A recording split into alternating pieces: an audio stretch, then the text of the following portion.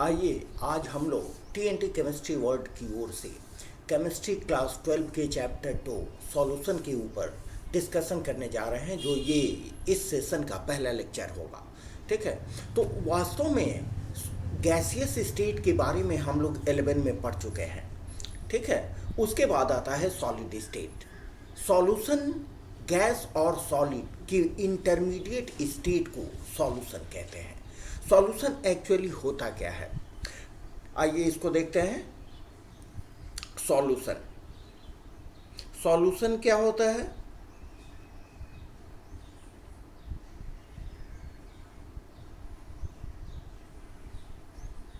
Solution number 1 point, solution होता है homogeneous mixture.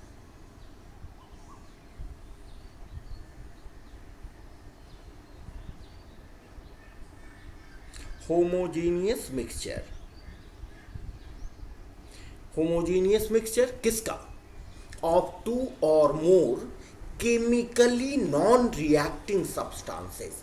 वैसे दो या दो से अधिक पदार्थ जो आपस में रिएक्ट नहीं करते हैं, आपस में प्रतिक्रिया नहीं करते हैं, ऐसे पदार्थों को जब आपस में हम मिलाते हैं तो ये एक दूसरे से अगर कॉम्प्लीटली मिजिबल हैं, कॉम्प्लीटली अगर मिजिबल हो जाते हैं, मीन्स एक दूसरे में पूर्णतः समान रूप से वितरित हो जाते हैं, तो जो रिजल्टिंग मिक्सचर होगा that is called solution.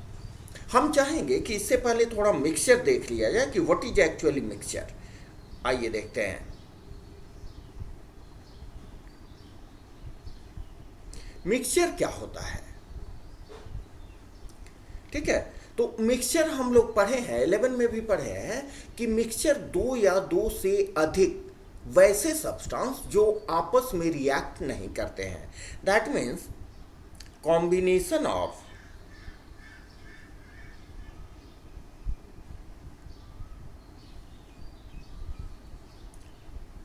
To और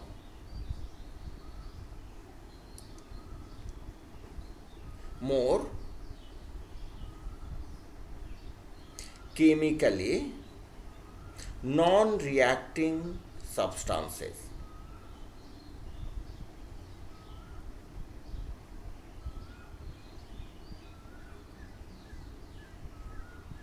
इसको कहते हैं सॉल्यूशन, मिक्सचर। ठीक है, आपने पढ़ा होगा, पहले भी पढ़ा होगा कि मिक्सचर को हम लोग दो पार्ट में डिवाइड किए थे। The number one is homogeneous mixture. Homogeneous mixture.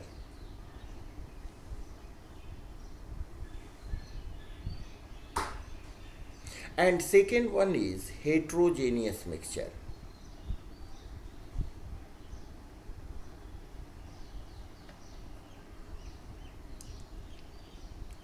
Homogeneous mixture में क्या देखते थे कि जब दो या दो से अधिक सब्सटेंस जो आपस में केमिकली नॉन रिएक्टिंग होते हैं उनको मिलाया जाता है तो वो कॉम्प्लीटली मिजिबल हो जाते हैं।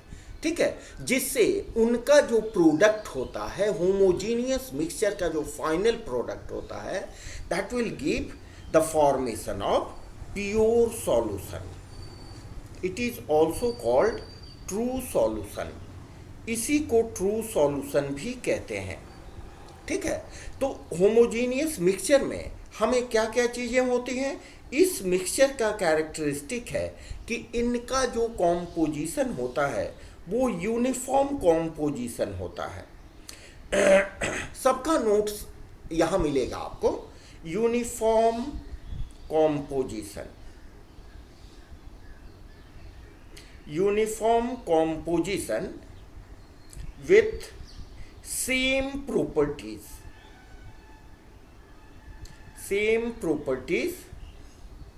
आप सॉल्यूशन के किसी भाग में देखो, सॉल्यूशन के किसी भाग में आप देखो तो हर भाग में उनका प्रॉपर्टीज सेम होता है, और जो उसमें डिजॉल्व्ड पार्टिकल्स है उनका डिस्ट्रीब्यूशन भी बिल्कुल यूनिफॉर्म होता है, समान रूप से वो वितरित होते हैं एक दूसरे में। Same properties throughout the solution. ठीक है, ऐसा क्यों होता है? ऐसा इसलिए होता है कि इनका जो पार्टिकल साइज होता है, सॉल्यूशन में जो डिसॉल्व्ड पार्टिकल है उनका साइज काफी छोटा होता है। डिसॉल्व्ड पार्टिकल्स, डिसॉल्व्ड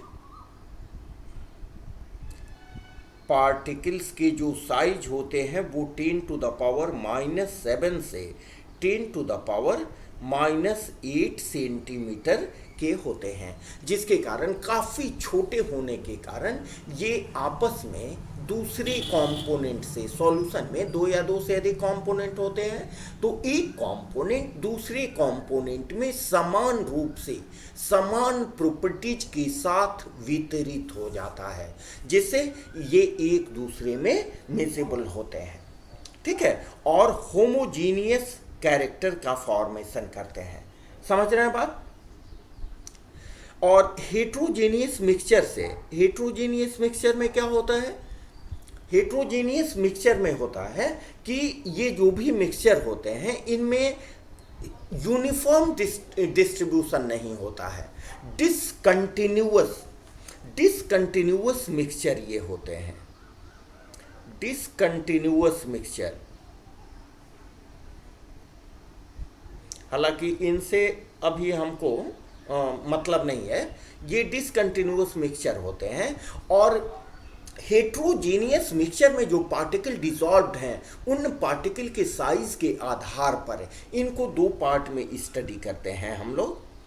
ये दो पार्ट हो गए आपको।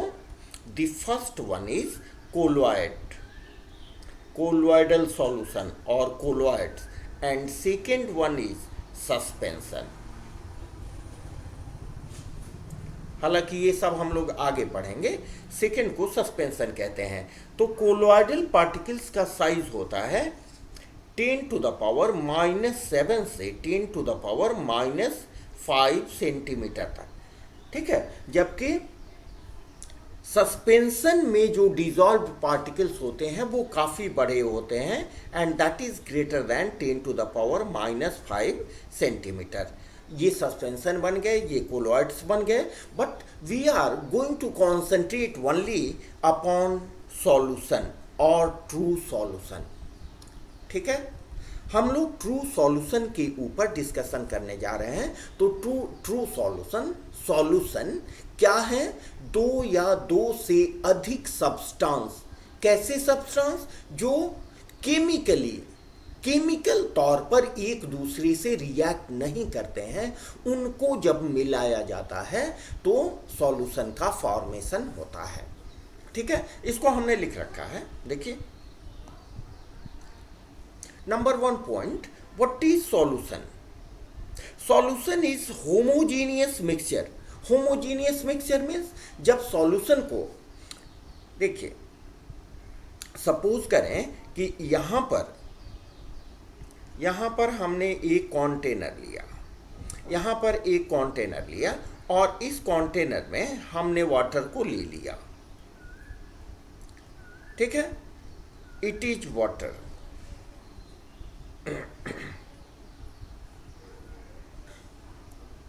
वाटर को हम मान लेते हैं कंपोनेंट ए,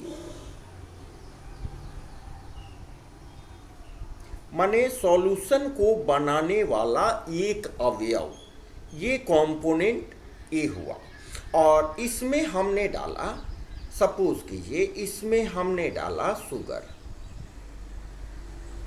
शुगर को हम ले लिए कंपोनेंट बी।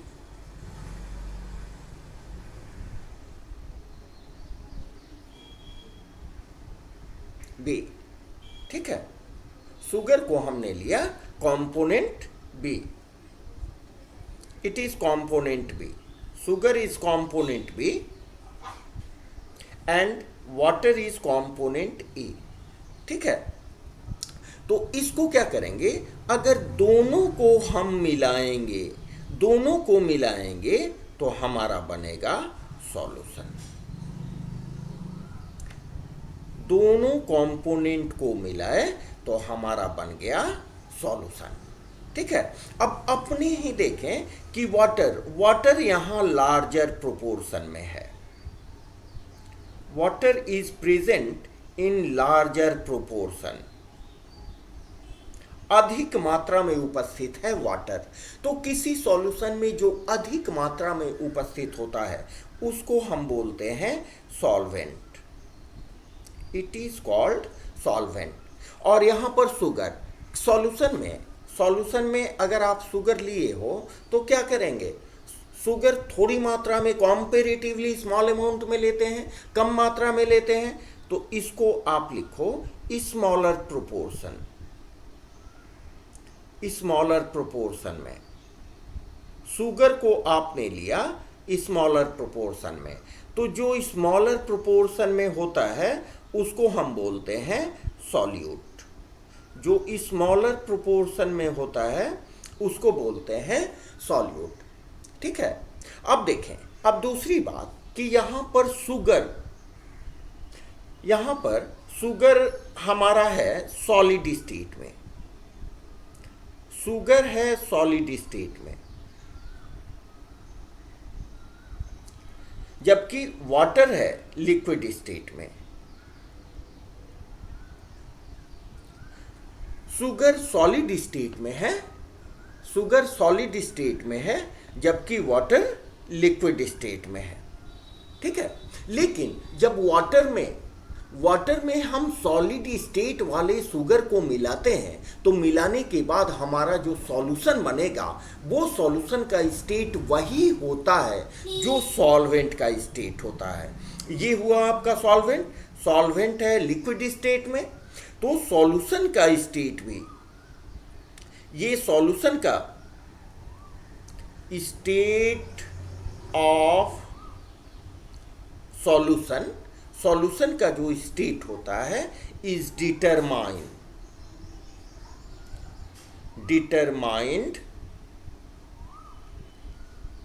बाय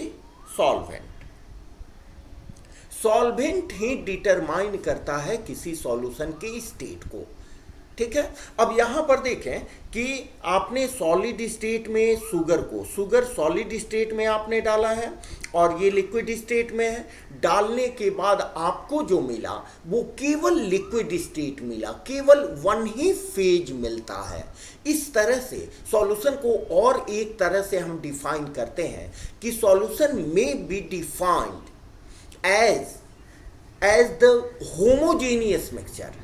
सॉल्यूशन एक होमोजेनियस मिक्सचर है जिसमें केवल सिंगल फेज होता है और उस सिंगल फेज में सॉल्वेंट और सॉल्यूट होते हैं जो आपस में नॉन रिएक्टिंग होते हैं। समझ रहे हैं बात? अब इसके बाद देखेंगे इसमें कितने कंपोनेंट्स हैं। कंपोनेंट्स के आधार पर हम सॉल्यूशन को डिफरेंट पार्ट्स में स्टडी करते हैं। पहले देख लें व्हाट इज सॉल्यूशन। तो solution is homogeneous mixture of two or more chemically non reacting substances, वैसे सब्सटेंस जो आपस में एक दूसरे से रिएक्ट नहीं करते हैं। सॉल्यूशन क्या है? होमोजेनियस मिक्सचर है। सॉल्यूशन क्या है? होमोजेनियस मिक्सचर है। ठीक है, ये होमोजेनियस मिक्सचर कैसे बना है? टू और मोर सब्सटेंसेस से। वो सब्सटेंसेस कैसे होंगे? नॉन रिएक्टिंग होंगे, केमिकली नॉन रिएक्टिंग होंगे। तो उनका जो प्रोडक्ट होगा, जो फाइनल प्रोडक्ट होगा, final product is said to be solution. Very clear. अब देखें होमोजेनियस मिक्सचर से आपका मतलब क्या है? होमोजेनियस मिक्सचर से मतलब है, अभी हमने आपको बताया कि इट इज होमोजेनियस मिक्सचर। इसमें आप देखेंगे तो कहीं आपको सॉलिड स्टेट में चीनी नहीं दिखाई देगा। मीन्स ये बिल्कुल एक समान एक स्टेट में एक फेज में दिखाई देता है। That is homogeneous mixture. इसके किसी भी पॉइंट पर आप देखें तो कहीं भी डिफरेंसेस आपको नजर नहीं आएगा। ये सिंपल सी बात है, आप शरबत बना लो, शरबत के नीचे भाग में या ऊपर भाग में कहीं पर उनकी मिठास में कोई अंतर नहीं होगा अगर आपने अच्छा से बनाया हो तो, कंप्लीटली डिसॉल्व कराया हो तो। ठीक है, चलिए। तो homogeneous mixture refers to uniform composition. Uniform composition का मतलब हुआ कि पूरे सॉल्यूशन में जो सॉल्यूट है उसका समान रूप से वितरण।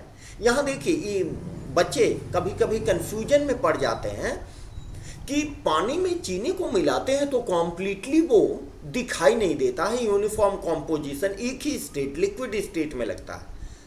इसका मतलब ये नहीं कि चीनी पानी में कन्वर्ट हो गया, ऐसा नहीं होता है। इसका मतलब ये कि ये चीनी के जो मॉलिक्यूल्स हैं वो समान रूप से पानी में समान रूप से वितरित हो जाते हैं। इस तरह से वितरित हो जाते हैं कि सॉल्यूशन के हर पॉइंट पर वो सेम प्रॉपर्टी, समान गुण प्रदर्शित कर सकें। ठीक है, इसका सबसे बड़ा सबूत है कि आप अगर उस सॉल्यूशन को वेपोराइज कर लो, हीट कर दो, क्रिस्टलाइज कर दो, तो चीनी आपका अलग हो जाएगा और पानी अलग हो जाएगा।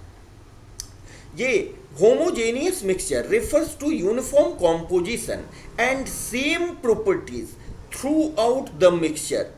जितना मिक्सचर है उसके सभी पार्ट में आपको एक ही प्रॉपर्टीज मिलेगा, एक ही कंपोजिशन मिलेगा। मीन्स चीनी और पानी की मात्रा, सॉल्यूट और सॉल्वेंट की मात्रा सेम मिलेगी। ठीक है, providing A single phase two it. Solution बनने के बाद मालूम पड़ता है कि एक ही फेज का है। वैसे सॉल्वेंट ही डिटरमाइन करता है उसके सॉल्यूशन के फेज को। ठीक है, इसीलिए सॉल्यूशन को हम एक और तरीके से डिफाइन कर सकते हैं। देखिए, solution may also be regarded as a single phase system containing more than one chemically non reacting substances. इसको आप छोड़ेंगे नहीं, क्योंकि वैसे सब्सटेंस जिनको आप डालोगे आपस में रिएक्ट करेंगे तो वो सॉल्यूशन नहीं कहलाएगा। ठीक है, चलिए आगे चलते हैं। अब सॉल्यूशन के कंपोनेंट को देखें कि जैसे आपने सॉल्यूशन में शुगर और वाटर को डाला। यहां पर देखते हैं,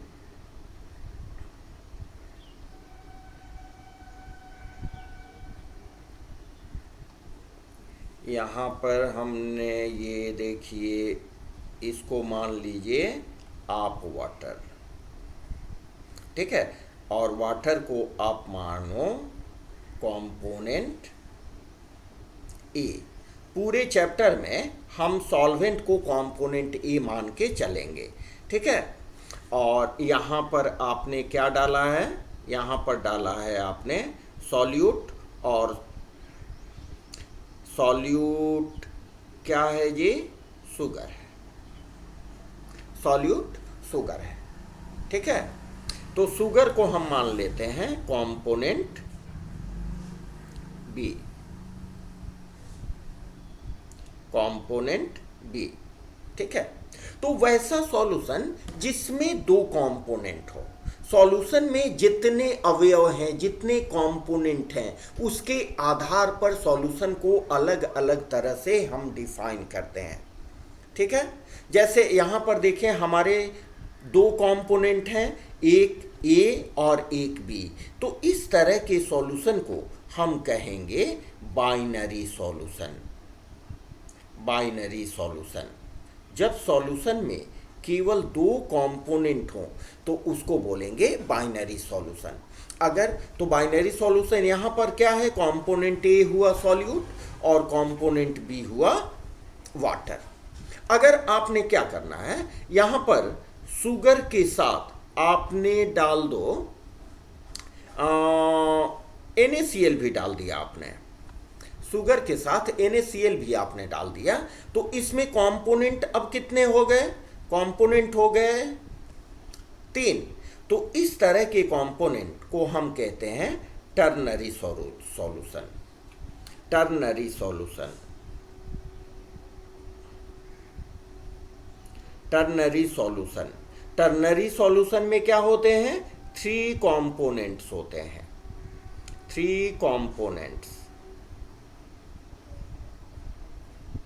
ये ध्यान देने वाली बात है, थ्री कंपोनेंट्स में सॉल्यूट दो होंगे, सॉल्यूट होंगे दो, और सॉल्वेंट होगा एक। ठीक है, जैसे यहां पर देखें, हमारा सॉल्वेंट है वाटर, और यहां पर सॉल्यूट क्या हो गया, NaCl प्लस शुगर। ठीक है, ठीक उसी तरह से एक और होता है, हालांकि उससे कोई विशेष ये नहीं है, क्वाटरनरी सॉल्यूशन। क्वाटरनरी सॉल्यूशन में क्या होगा, आपके फोर कंपोनेंट्स होंगे, फोर कंपोनेंट्स में सॉल्यूट होगा थ्री, और सॉल्वेंट होगा वन। सॉल्यूट थ्री होंगे और सॉल्वेंट वन होंगे। ठीक है, आइए इसको देखते हैं।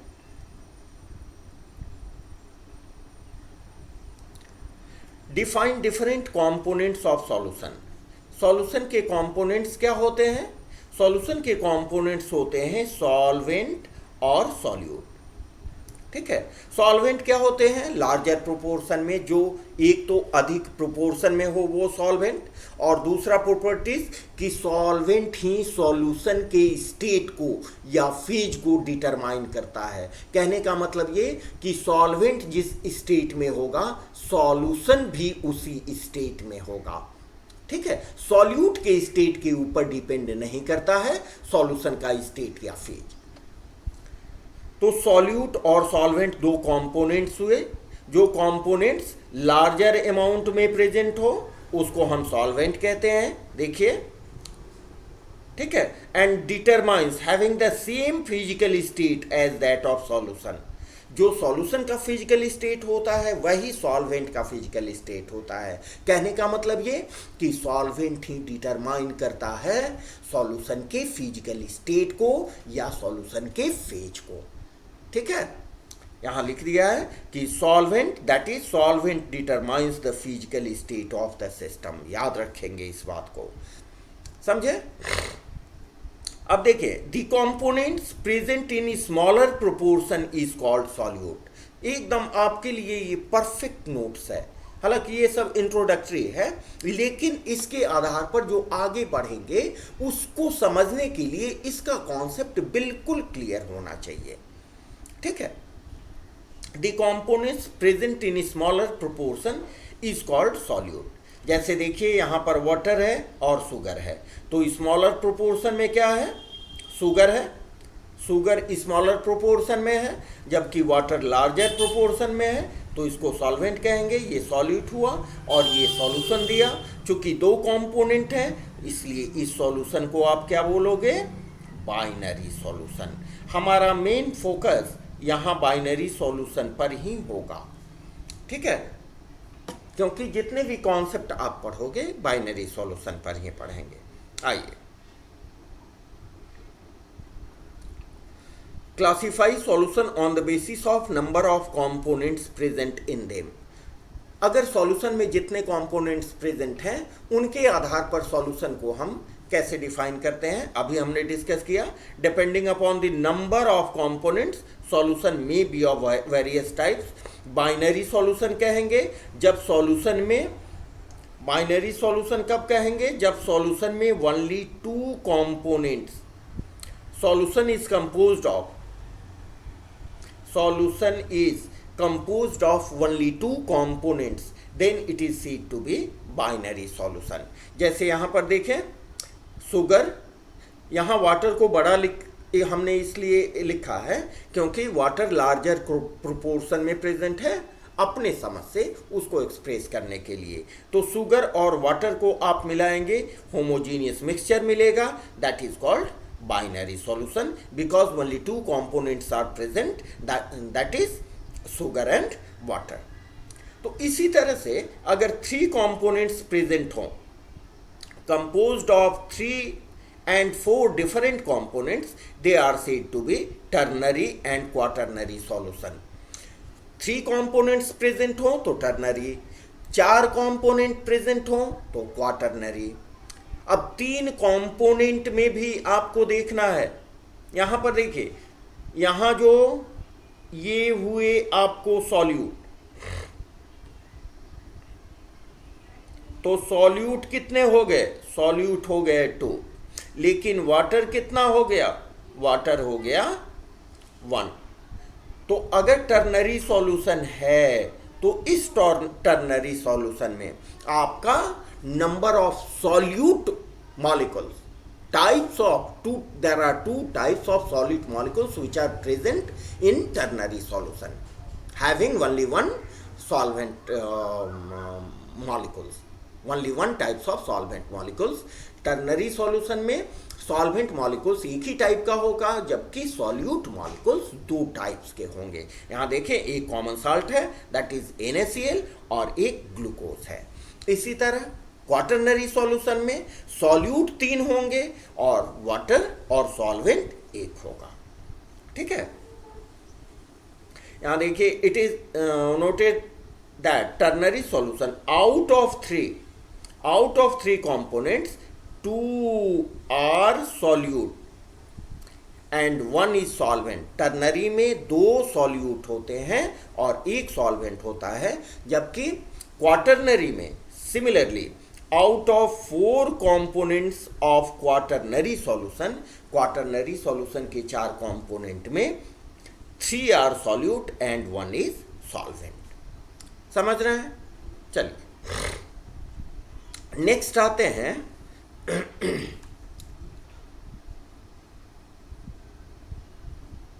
Classification of solution on the basis of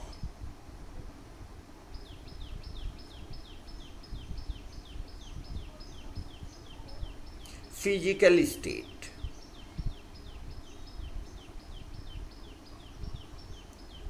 physical states of solute and solvent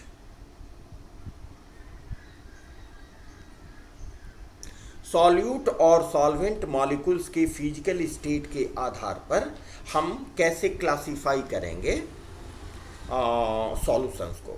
ठीक है. तो solutions may be gaseous solutions, may be liquid solutions, may be solid solutions. It depends upon the state of solvent. ठीक है. इसमें थोड़ा देखते हैं इसको. जैसे यहां पर हमने लिखा सॉल्यूट, सॉल्वेंट, ये physical state, physical state of solution, and here we have some examples. ठीक है. और इससे जो बनेगा that is type of solution, types of solution.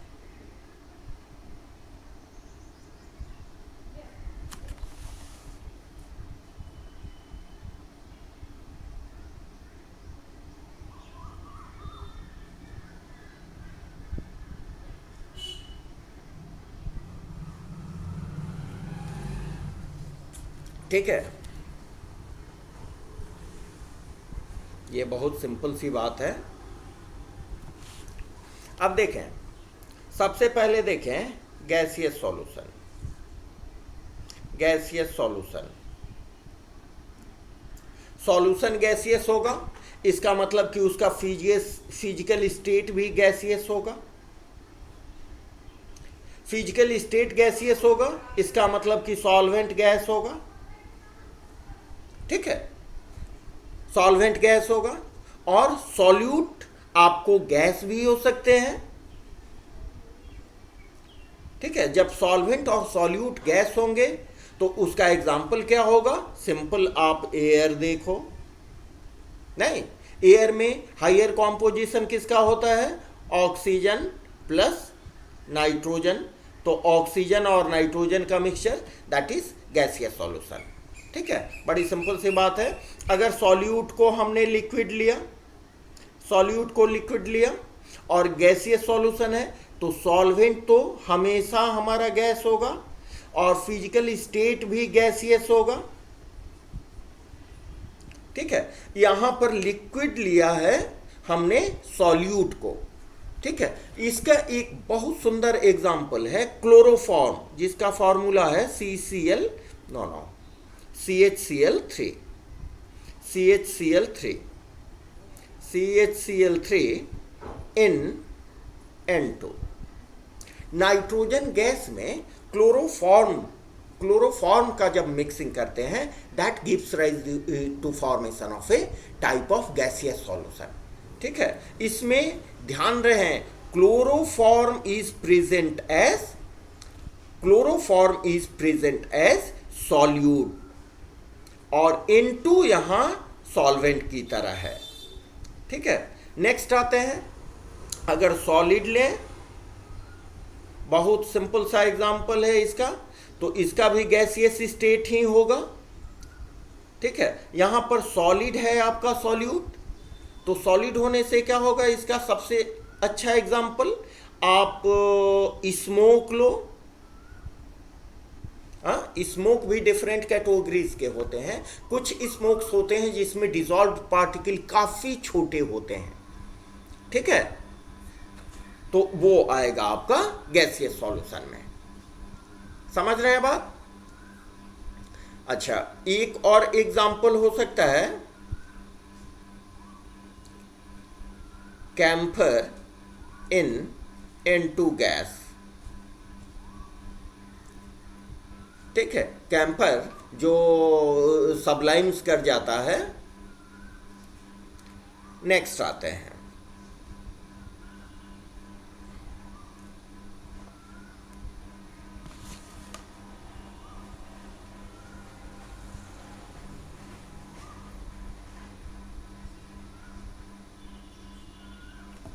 चलिए नेक्स्ट हुआ लिक्विड सॉल्यूशन।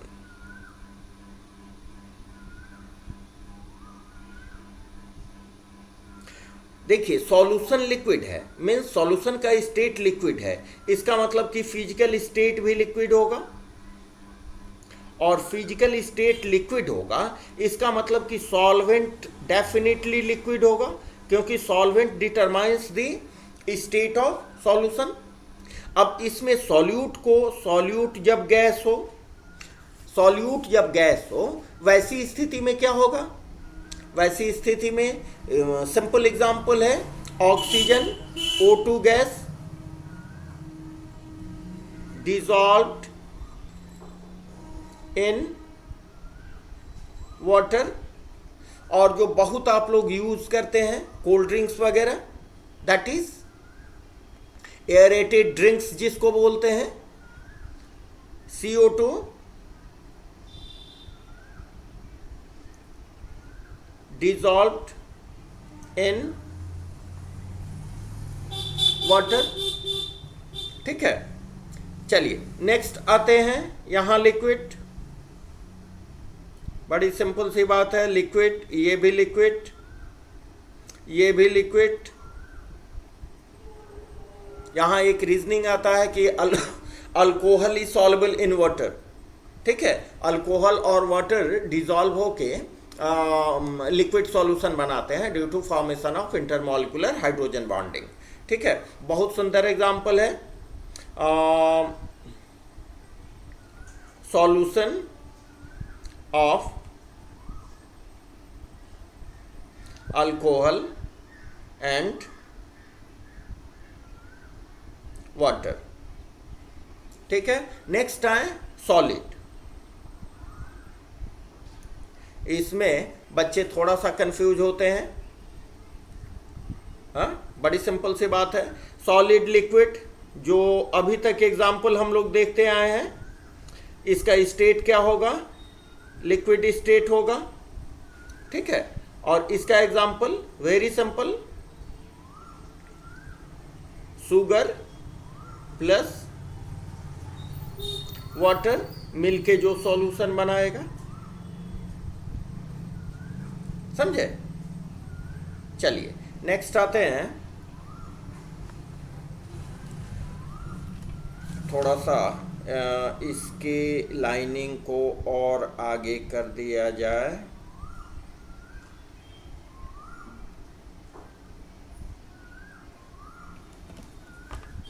नेक्स्ट आते हैं सॉलिड सॉल्यूशन। बहुत सोचने वाली बात नहीं है। सॉलिड सॉल्यूशन, सॉलिड सॉल्यूशन में क्या होगा, इसका फिजिकल स्टेट भी सॉलिड ही होगा। फिजिकल स्टेट सॉलिड होगा तो इसमें सॉल्वेंट, सॉल्वेंट आपका सॉलिड होगा, ठीक है। अब सॉल्यूट में आप पहले रखो गैस, ठीक है। तो हम लोग आगे भी पढ़ेंगे, विशेषकर रिड्यूसिंग एजेंट के केस में। रिड्यूसिंग एजेंट के केस में बहुत अच्छा रिड्यूसिंग एजेंट की तरह काम करता है जब प्लेटिनम, पैलेडियम वगैरह के ऊपर H2 को हम एडजॉर्ब करते हैं। Adsorb that means partial absorption, ठीक है। इसको लिखें एग्जांपल में, solution of hydrogen gas in palladium और प्लेटिनम, ठीक है। एक्चुअली इसमें क्या होता है, एक्चुअली एडजॉर्प्शन होता है। हम लोग सरफेस केमिस्ट्री में ये चीज पढ़ेंगे। नेक्स्ट है लिक्विड। जब सॉल्यूट लिक्विड हो, माने स्मॉलर कंपोनेंट लिक्विड हो, इसका फिजिकल स्टेट तो सॉलिड ही होगा और सॉल्वेंट भी सॉलिड होगा, तभी ना सॉलिड सॉल्यूशन बनेगा जी, ठीक है। इसका एग्जांपल अमलगम, आप लोग बहुत छोटे नीचे क्लासेस से भी पढ़ते आ रहे हैं। अमलगम, अमलगम में क्या होता है, अमलगम ऑफ मरकरी किसके साथ अमलगम बनाता है, सोडियम के साथ, कॉपर के साथ, ठीक है, गोल्ड के साथ,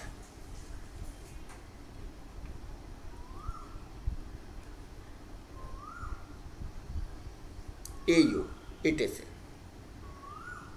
और नेक्स्ट आते हैं सॉलिड सॉलिड। स्टेट भी हो गया सॉलिड। एक्सेलेंट एग्जांपल है एल्वॉयज, ठीक है। सिल्वर और कॉपर dissolved in gold, समझे। That is all about different types of solutions. ये बहुत आसानी से आप पढ़ सकते हो। चलिए नेक्स्ट आते हैं, अब सॉल्यूशन में देखिए, सॉल्यूशन में जो हम लोग सॉल्यूशन बनाते हैं, बच्चों के अंदर ये एक कॉन्सेप्ट आ जाता है कि हमेशा वाटर में ही सभी चीज़ें डिजॉल्व होंगी। अरे थोड़ा सा सोचो कि वैसी चीज़ें हैं, वैसे सॉल्यूट हैं जो वाटर में डिजॉल्व नहीं हो पाते हैं, क्योंकि आप जानते हो कि सॉल्यूशन बनाने में सिमिलर डिजॉल्व सिमिलर। सॉल्यूट का केमिकल नेचर वो होना चाहिए जो सॉल्वेंट का केमिकल नेचर हो। सॉल्यूट और सॉल्वेंट का केमिकल नेचर जब सेम होगा, देखिए सॉल्यूट प्लस सॉल्वेंट, ये दोनों का केमिकल नेचर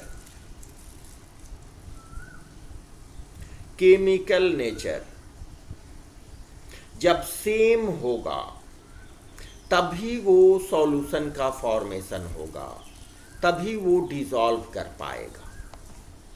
दोनों का नेचर सेम होगा तभी वो डिसॉल्व कर पाएगा। ठीक है, तो वैसे भी सब्सटेंस होते हैं, जैसे मान लें ऑर्गेनिक कंपाउंड्स हैं, तो वो ऑर्गेनिक कंपाउंड्स कोवलेंट नेचर के होते हैं जो कि वाटर में नॉर्मली डिसॉल्व नहीं होते हैं। हालांकि ढेर सारे ऑर्गेनिक कंपाउंड्स हैं जो वाटर में डिसॉल्व होते भी हैं, ठीक है, due to formation of intermolecular hydrogen bonding, लेकिन there are so many substances which are insoluble in water. तो वैसे सब्सटेंसेस के लिए हम लोग ऑर्गेनिक कंपाउंड्स यूज करते हैं उनको डिसॉल्व करने के लिए। ठीक है, तो जब सॉल्यूट और सॉल्वेंट सॉल्यूशन में हो, सॉल्यूशन बने, ठीक है, लेकिन इसमें जो सॉल्वेंट है, सॉल्वेंट अदर देन वाटर हो,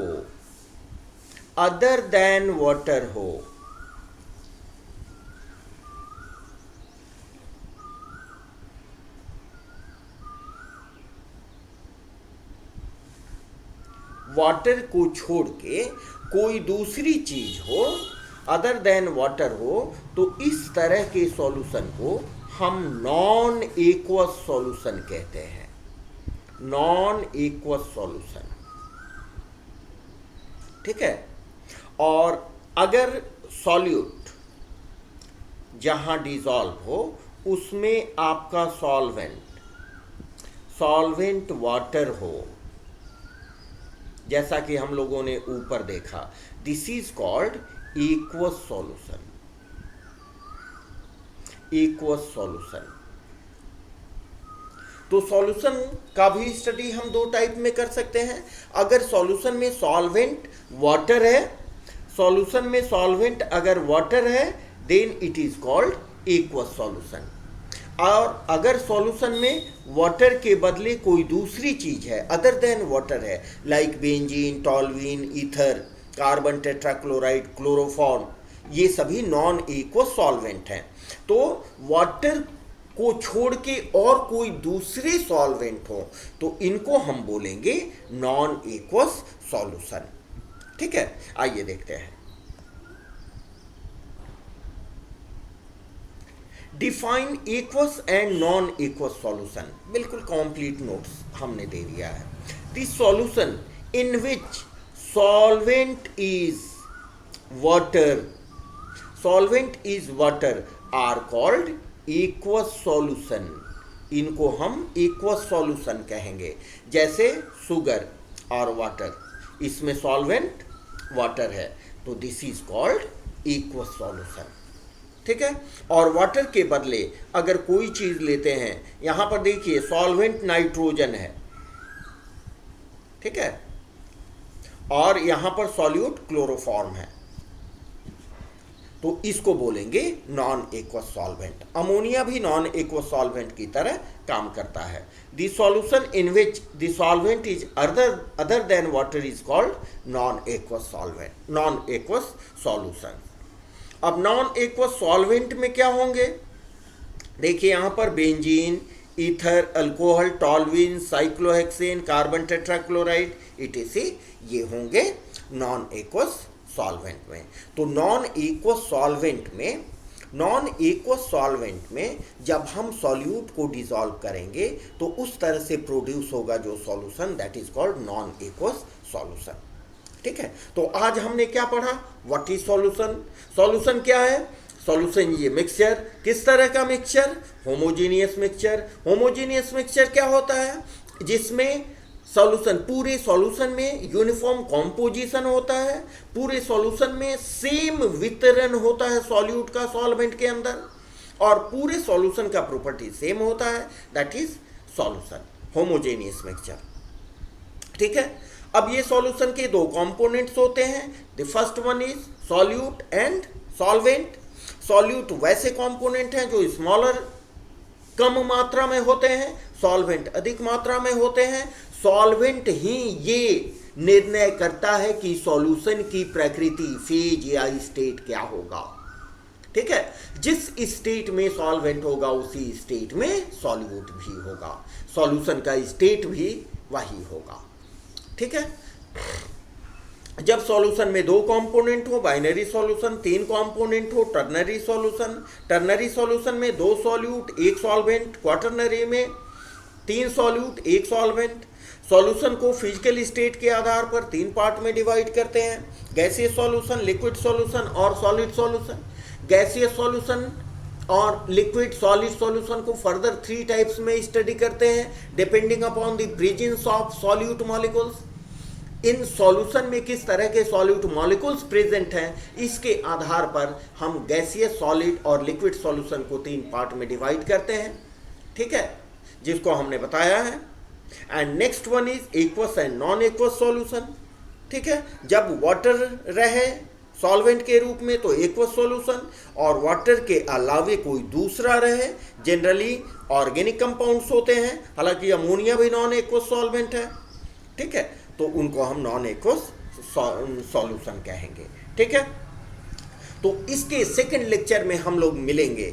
सेकंड लेक्चर में मिलेंगे जितने भी कॉन्सेंट्रेशंस क्या हैं। अच्छा, इसमें नेक्स्ट सेकंड टॉपिक में हम लोग देखते हैं कॉम्पोजिशन और कॉन्सेंट्रेशन। कॉम्पोजिशन और कॉन्सेंट्रेशन क्या है? ठीक है, इसमें देखें, ये सब देख लिए हैं।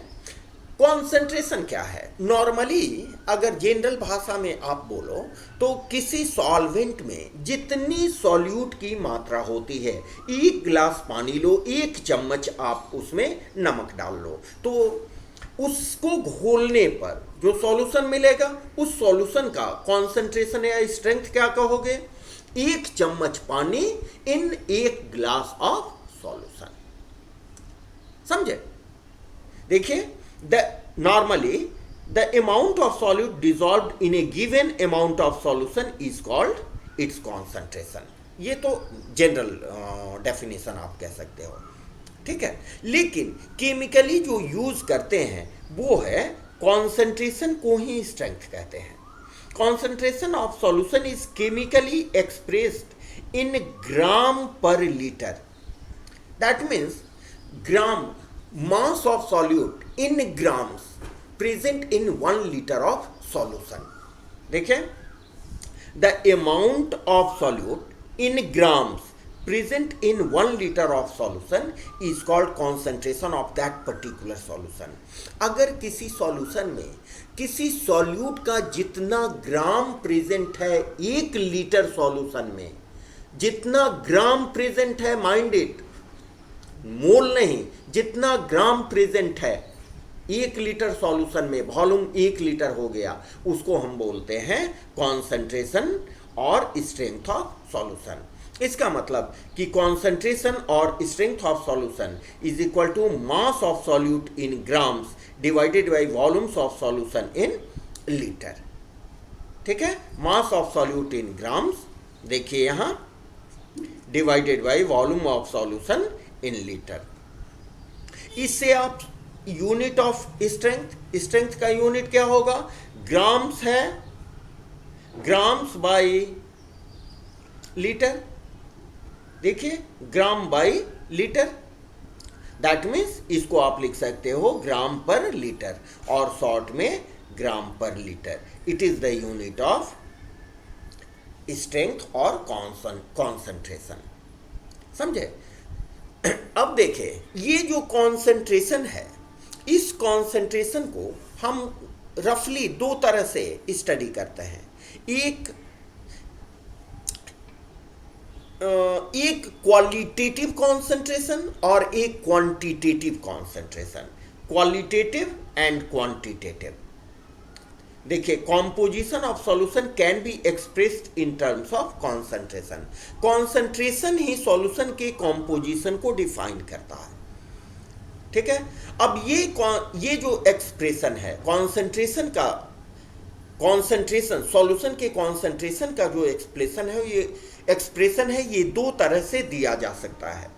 दैट मीन्स कि किसी सॉल्यूशन में कितने सॉल्यूट हैं और कितने सॉल्वेंट हैं, ये रिलेटिव कॉम्पोजिशन है, एक दूसरे के कंपैरिजन में। तो इसका अध्ययन हम दो तरह से करते हैं। The first one is qualitative and second one is quantitative. तो क्वालिटेटिव के अंदर हम दो तरह के सॉल्यूशंस का स्टडी करते हैं, आप जानते हो उसको। The first one is dilute solution and second one is concentrated solution. तो डाइल्यूट सॉल्यूशन के अंदर सॉल्वेंट की मात्रा अधिक होती है और सॉल्यूट की मात्रा कम होती है, जबकि कॉन्सेंट्रेटेड सॉल्यूशन में सॉल्यूट की मात्रा कॉम्पेरेटिवली अधिक होती है। हालांकि इसको comparatively depending upon our requirement हम उसे डाइल्यूट और कॉन्सेंट्रेटेड करते हैं। देखिए, dilute and concentrated are two qualitative terms. Dilute और कॉन्सेंट्रेटेड क्वालिटेटिव टर्म्स हैं for expressing concentration of solution. Solution के कॉन्सेंट्रेशन को निरूपित करने के लिए डाइल्यूट, जिसको हिंदी में तनु, और कॉन्सेंट्रेटेड हिंदी में सांद्र घोल कहते हैं, ये क्वालिटेटिव टर्म्स हैं एक्सप्रेसिंग कॉन्सेंट्रेशन। सांद्रता को निरूपित करने के लिए ये क्वालिटेटिव टर्म्स हैं, ठीक है। डाइल्यूट सॉल्यूशन देखिए, हमने बता दिया आपको, refers to small amount of solute in solution, whereas concentrated solution refers to relatively larger amount of solute in the solution। जब सॉल्यूशन में अधिक अमाउंट हो सॉल्यूट का तो कॉन्सेंट्रेटेड, कम हो तो डाइल्यूट। तो इससे क्या निष्कर्ष निकलता है कि कॉन्सेंट्रेटेड सॉल्यूशन अधिक रिएक्टिव होगा एज कॉम्पेयर टू डाइल्यूट। देखिए, obviously concentrated solution is much reactive than dilute solution। dilute solution से अधिक रिएक्टिव होता है concentrated solution, ठीक है।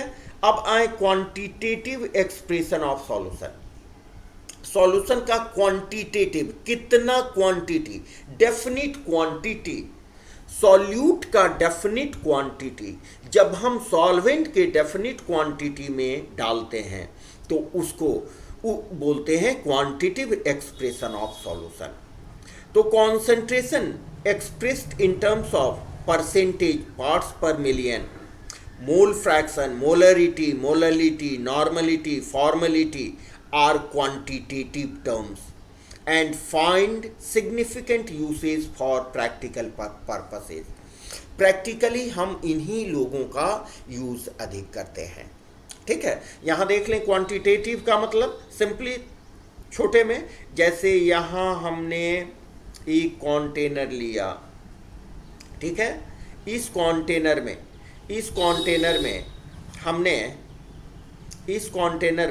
हमने 90 ग्राम्स ऑफ वाटर लिया, 90 ग्राम्स ऑफ वाटर लिया और इसमें हमने क्या मिलाया, शुगर हमने मिलाया 10 ग्राम्स, ठीक है। अब दोनों को हमने मिला दिया तो एक बाइनरी सॉल्यूशन बना। इस बाइनरी सॉल्यूशन में आप देखें, इस बाइनरी सॉल्यूशन में आपको ये हुआ सॉल्यूट, अब तो आप समझ गए होंगे, और ये हुआ सॉल्वेंट। तो इस बाइनरी सॉल्यूशन में दोनों की क्वांटिटी फिक्स्ड है, सॉल्यूट 10 ग्राम्स और solvent 90 grams, to give 100 grams of solution. हालांकि इसको नेक्स्ट लेक्चर में हम लोग डिटेल में पढ़ेंगे, ठीक है। नेक्स्ट लेक्चर में हम लोग जितने भी क्वांटिटेटिव टर्म्स हैं कॉन्सेंट्रेशन के उसको डिटेल में पढ़ेंगे, उससे रिलेटेड न्यूमेरिकल्स बनाएंगे, उससे रिलेटेड ऑब्जेक्टिव बनाएंगे, उससे रिलेटेड जितने भी पॉसिबल क्वेश्चंस होते हैं उस पर डिस्कशन करते हैं। बने रहिए हमारे साथ, पढ़ते रहिए, और जो भी आपको सजेशंस देने हैं या आपके रिक्वायरमेंट्स हैं या हम आपको किसी तरह से कोऑपरेट कर सकते हैं तो आप हमें ज़रूर लिखो कमेंट बॉक्स में। ओके, थैंक यू, मिलते हैं नेक्स्ट लेक्चर में। Okay, have a nice day.